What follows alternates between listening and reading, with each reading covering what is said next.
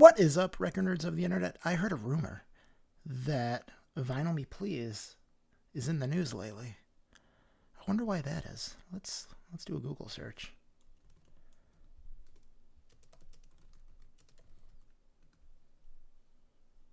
What? What?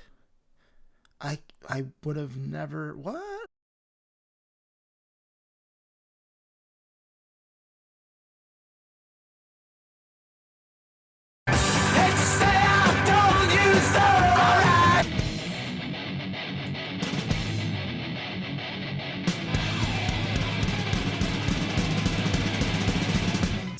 In the morning. So yes, if you have not heard yet, Vinyl Me Please is having some issues.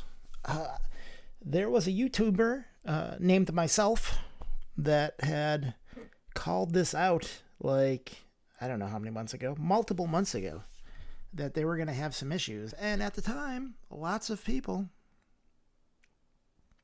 said I was crazy and stupid and they're doing great and I'm just... I'm an asshole, and all kinds of good stuff.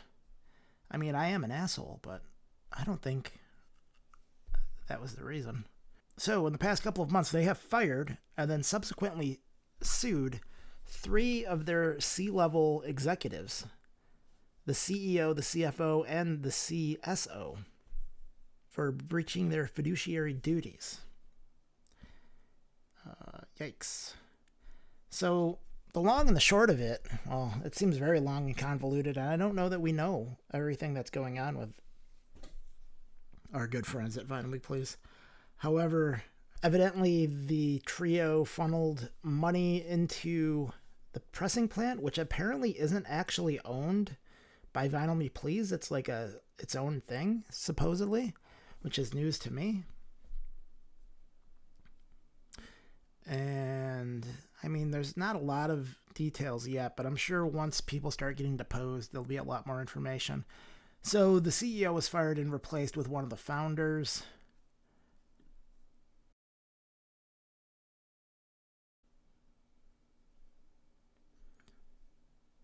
LOL. Let's see. The Denver Post. Is this the one that broke it a couple of days ago? So is this does anyone know, is this their plant? Vinyl Media Pressing? I mean, because it's named, it has the same acronym. No, go away.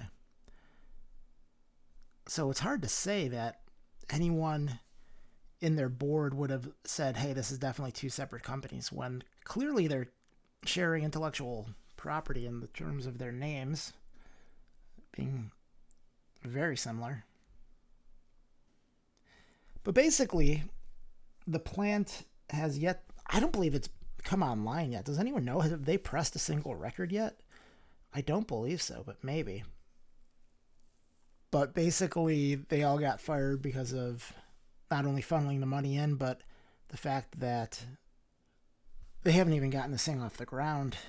And the thing is, too, it wasn't supposed to be financed by Vinyl Me Please, but they were basically embezzling money. They had independent financing, but apparently they pulled out. So I don't know. Does this mean that it's the end of their pressing plant? I have no idea. But I'm glad that I canceled my pre-order for the Impulse box set, because I don't think that's ever coming out now. By late 2023, the pressing plant was not able to press records or fulfill orders.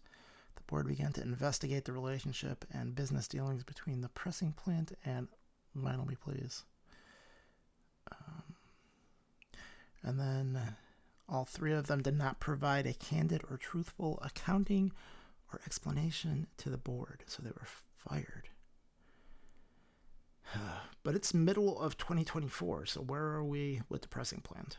Like, they had paid to steal a guy from QRP to get this thing rolling, and I guess they were paying him a lot of money in bonuses and fun stuff, and obviously that never came to fruition. So I think this is only really the tip of the iceberg. If you've watched my original video that everyone lambasted me for, I go into a whole bunch of things that they're doing currently that is long term going to negatively impact their business being able to move going forward. And I like I said, I think this is just a tip of the iceberg of the issues that we see at Vinyl Me Please. Somewhere it said they had 40,000 subscribers, but I'm going to guess that that includes anyone who has like multiples. Well, like they have how many tracks? They have like 5 or 6 different versions, and I know that there's some people who are subscribed to all of them. So I'm going to guess those are all individual subscribers. They no longer have me as a subscriber. My subscription lapsed, and I did not re-up. So we'll see what they do. See if they do another get however many records they gave away that one last time, which got me to sign up to begin with. If they're not going to do that same thing, I'm not going to sign up. If they do a crazy deal like they did with the Bright Eyes records, where they're giving those away for $7, I might join for 1 month just to grab some of that stuff. But I don't even know what they could possibly do to bring me back into a subscriber. Well, they have to really put out some records I care about, and they just don't. And then they also devalue the records that they have put out. So to me, it wasn't that hard to see that they had issues, but I don't know what we're going to see next out of them, because I did not expect this. I did not expect that they were going to be firing 3 of their executives within a couple of month period. And like I said, based on what I've read, it doesn't look like that plant is ever going to be open, right? Because if it was being funded by another party and that party pulled out, then, and now the people who were in charge of it, they're out of it. So I don't even know who owns it. Who owns this? If not Vinyl Me Please, who is the owner of the pressing plant? Is it the 3 people who were fired? Were they some part of some business group that was all part owners of the pressing plant, and now they have no funding and they have no jobs? Like, how are they going to fund that going forward? I have no idea. It's crazy. Right, like it's crazy implying the two.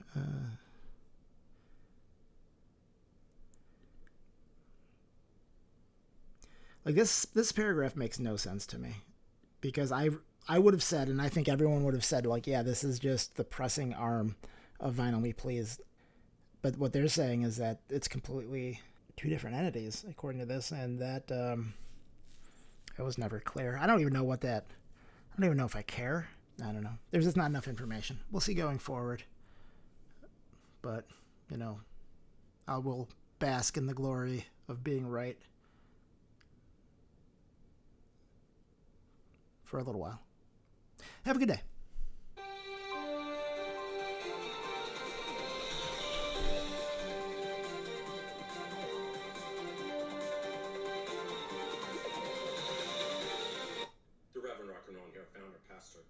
Spiritual advisor of the Church of Ellis and even more Latter-day Saints. And I know that this siren's triggering. I know.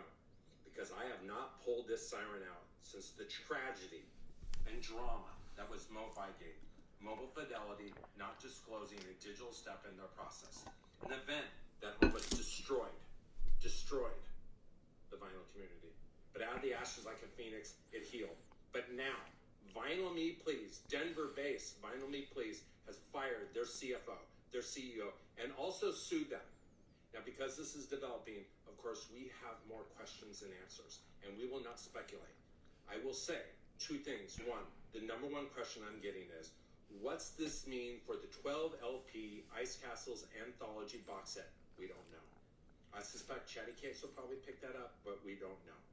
2, I want to give a shout out to 6 a.m. Records on Instagram and YouTube, who months ago, called BS on Vinyl Me Please. It was a shocking take, even spicy at the time. But 6 a.m. Records nailed that something was wrong in Denver. Maybe they were so high they didn't even know it, but we will be watching this story. Take care.